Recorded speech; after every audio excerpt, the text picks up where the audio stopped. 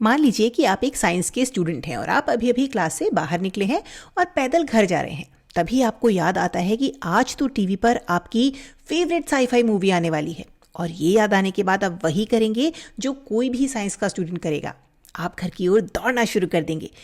अब आपको घर जल्दी पहुंचना है, तो मान लीजिए कि आप 6 मीटर प्रति सेकंड की चाल से दौड़ना शुरू करते हैं। लेकिन हो सकता है कि आपको दौड़े हुए काफ़ी दिन हो गए हों, तो इसलिए आप थोड़ी देर में धीमे हो जाते हैं और आपकी चाल 2 मीटर प्रति सेकंड रह जाती है। फिर जब आप घर के थोड़ा और पास पहुंचते हैं तो आप कहते हैं कि नहीं, जैसे हमारी मूवी के हीरो ने हार नहीं मानी वैसे ही हम भी हार नहीं मानेंगे। और आप फिर से 8 मीटर प्रति सेकंड की चाल से दौड़ना शुरू कर देते हैं और आप ठीक मूवी शुरू होने से पहले घर पहुंच जाते हैं। ये सभी नंबर तात्क्षणिक चाल इंस्टेंटेनियस स्पीड्स के मान हैं। तात्क्षणिक चाल किसी विशेष समय या क्षण पर किसी वस्तु की चाल होती है, और अगर हम इस चाल के साथ दिशा भी जोड़ दें तो हमें तात्क्षणिक वेग यानी इंस्टेंटेनियस वेलोसिटी मिल जाती है। दूसरे शब्दों में कहें तो दाईं ओर 8 मीटर प्रति सेकेंड इस विशेष समय पर इस व्यक्ति का तात्क्षणिक वेग था। ध्यान दें कि ये औसत वेग से, एवरेज वेलोसिटी से अलग होता है। अगर हमारा घर स्कूल से 1000 मीटर दूर था और हमें वहां पहुंचने में कुल 200 सेकंड लगे तो हमारा औसत वेग 5 मीटर प्रति सेकंड होगा। लेकिन ये जरूरी नहीं है कि हमारी यात्रा के अलग अलग बिंदुओं पर तात्क्षणिक वेग इस औसत वेग के बराबर हो। दूसरे शब्दों में, मान लीजिए कि हमने 15 सेकंड के समय में 60 मीटर जॉगिंग की और इस दौरान हम कभी तेज हो रहे थे, कभी धीमे हो रहे थे और हर पल अपनी चाल बदल रहे थे। तो रास्ते में हमारे तेज या धीमे होने से औसत वेग पर कोई फर्क नहीं पड़ता। हमारा औसत वेग अभी भी केवल 4 मीटर प्रति सेकंड दाईं ओर ही होने वाला है, या हम इसे +4 मीटर प्रति सेकंड कह सकते हैं। अब मान लीजिए कि हम इस यात्रा के दौरान किसी विशेष समय पर अपना तात्क्षणिक वेग जानना चाहते हैं।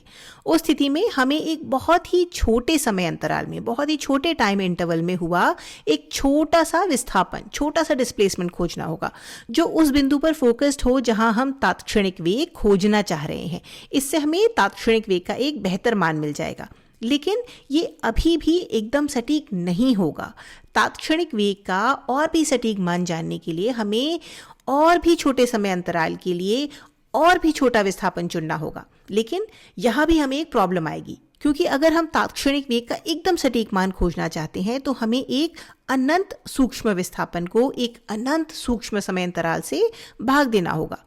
लेकिन ये मूल रूप से 0 को 0 से भाग देने के जैसा होगा, और बहुत लंबे समय तक कोई भी समझ नहीं पाया कि इस बात का मतलब कैसे निकालें। वास्तव में चूंकि किसी विशेष समय पर गति को, मोशन को परिभाषित करना असंभव लग रहा था, इसलिए कुछ प्राचीन यूनानियों ने इस बात पर ही सवाल उठा दिया कि क्या गति का कोई मतलब भी है। वे सोचने लगे कि क्या गति सिर्फ एक भ्रम है। फिर आगे जाकर सर आइजैक न्यूटन ने इस तरह की गणित को समझने का एक बिल्कुल नया तरीका विकसित किया। आज हम न्यूटन के द्वारा खोजे गए इस गणित को कैलकुलस कहते हैं। तो अगर हम किसी भौतिक विज्ञानी से पूछें कि तात्क्षणिक वेग का सूत्र क्या है, तो वे शायद हमें एक ऐसा सूत्र देंगे जिसमें कैलकुलस का इस्तेमाल होता है।